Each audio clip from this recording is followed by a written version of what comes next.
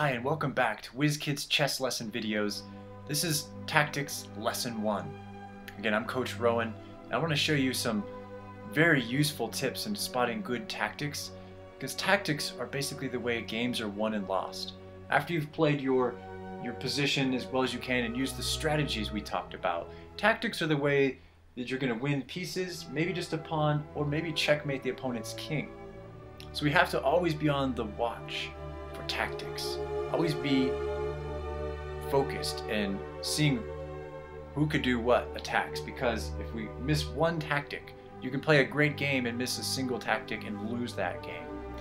So the first most important thing we have to do in spotting tactics is looking at what every piece does. We have to constantly do this every move.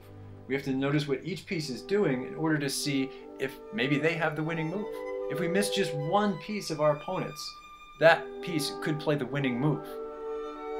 So we have to kind of take our time, play slowly, look at each piece going around the board and finding out what each one does and do they have any real threats. In this case, for black, the black knight could play to f4 and attack the queen. That's a pretty powerful move that we have to be on the watch out for. This white knight is attacking the center as well as the pawn, as well as, if you keep looking around, the bishop attacks through this pawn into the e5 pawn. It kind of backs up that pawn. So white's attacking this pawn 3 times. And black, defending it once, defending it twice, but white is now overpowering him there. To see if you are able to win a piece or a pawn that may be defended, you have to see if you outnumber the opponent. See if you attack it more times than they do. So in this case, white is threatening to win that pawn. But that's not the whole story, nor should we just jump on that move because, oh yay, we can win a pawn. We have to take our time and look at all of our options. That's the hallmark of good chess play. Does black have any other threats we have to watch out for? The bishop attacks down here. The rook pressures this pawn, so does the knight, but it's defended by a pawn, so he's probably not going to sacrifice a piece for a couple of pawns. Black is really just underdeveloped. The king is not castled, the bishop hasn't developed, and the knight is kind of out of place. Remember, a knight on the rim is dim most all the time. Now, secondly, after looking for undefended pieces, we need to look at forcing moves. Forcing moves are moves where you attack a certain piece and then they have to respond one way or another, either to defend it or to move it or to ignore it. In this case, white could play d5.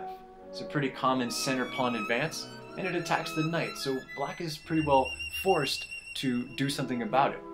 Otherwise, you're just going to lose the knight. The third tip for finding winning tactics is to look for exposed kings. In this case, white's king is very well defended behind the pawn wall in his castle, right where the king should be. Black's king has not castled, and although he's not that exposed, or it's not that open to get into him, he's underdefended and it's a weakness. So you always have to be on the lookout for the king, guarding your own king, and can I attack or check your opponent's king? Ideally, you shouldn't miss any checks, because any check could be a checkmate.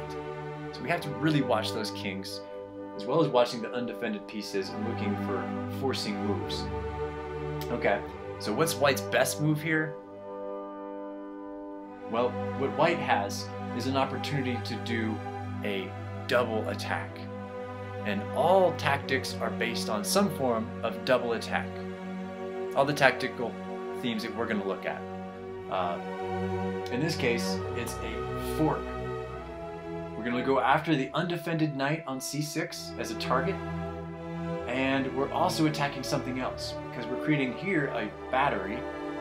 The battery is kind of like, you could think of it as a battery ram. You got 2 pieces doubled up, aiming right here towards this very weak f7 pawn that only the king defends. So now it's attacked twice, only defended once. White's threatening to take here as well as take the knight. So that we call a fork, where you're attacking 2 or more things at the same time. Like a dinner fork, it has multiple prongs, so you're attacking like 2 or 3 things at once. You always have to be on the lookout for forks, but in this case it's based on there being some undefended pieces or weaknesses, like this f7 pawn. So here black has pretty much no chance of surviving without losing a piece, because there's two attacks, and usually when you attack two things, your opponent can't defend them. They've only got one move to defend them both. So you could either play, say, bishop to d7 defending the knight, but that's going to be the worst move you could make, because now queen takes f7, checking the king, and the king can't take back because the queen is defended by the bishop with the battery, and that would be checkmate.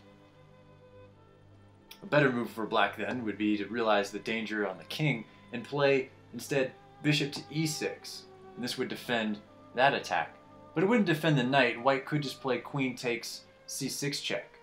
But I want to show you another very common fork that happens, and that is to play pawn to d5. I've won hundreds of games with just this simple move against players that weren't really suspecting it. So you can always, even the lowliest piece, a pawn, can actually fork and win pieces. And if you win one piece, you should be able to win the game. Many times a person will be able to come back, but every piece is critical. So if you can spot these kind of winning tactics just to win even a single pawn or two, or maybe a piece, maybe even checkmate the king, then you can have a won game. So to summarize what we talked about, we have to, each move, look at what each piece is doing and attacking. Once we can do that, now we can spot the threats coming from our opponents, and we can spot our winning attacks.